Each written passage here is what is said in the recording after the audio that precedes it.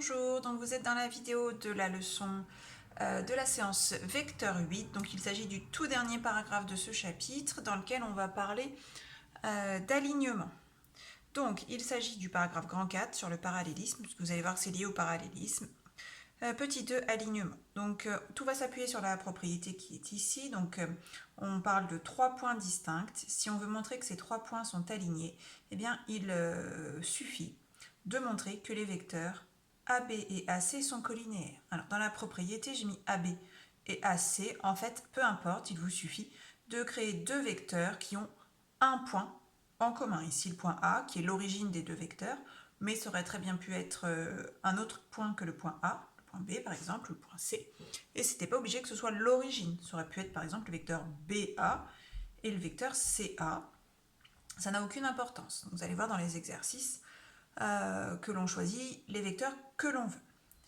Alors, montrer que des vecteurs sont collinéaires, c'est ce qu'on a fait plein de fois dans le chapitre juste avant ce paragraphe. Donc, montrer que des vecteurs sont collinéaires.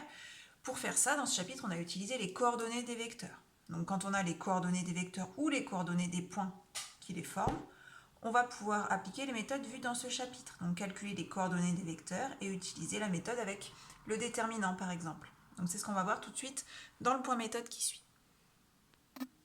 Bien, donc allons-y. Donc la méthode, vous allez voir comment on fait pour montrer que des points, 3 points, sont ou ne sont pas alignés. Donc pour 2 points, on sait très bien que 2 points sont toujours alignés, donc c'est au moins 3 points. Alors, pour montrer que 3 points sont ou ne sont pas alignés, donc là on vous donne les coordonnées. On vous demande en fait si le point E appartient à la droite AB, ce qui revient au même. C'est équivalent à dire est-ce que les points A, B et E sont alignés. Ce serait la même technique, la question serait juste formulée différemment. Donc, pour vérifier que les points A, B et E sont alignés, on va vérifier que deux vecteurs formés à partir de ces 3 points sont collinéaires. Alors, je vais prendre par exemple le vecteur AB et le vecteur AE. J'aurais pu prendre n'importe quel autre vecteur, EB, EA, BE, ça n'avait pas d'importance. AB et AE sont-ils collinéaires? Alors, pour faire ça, on va calculer les coordonnées de chacun de ces vecteurs. Donc, on n'oublie pas de réécrire la formule systématiquement. Donc, on a pour AB, donc on va un peu plus vite toujours, donc je fais les calculs directement. Donc, XB c'est 9, moins 4 fait plus 4, donc on obtient 13.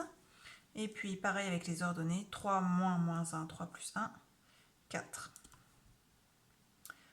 Ensuite, on va calculer les coordonnées du vecteur AE. Donc, même chose, on écrit la formule XE moins XA, YE moins YA.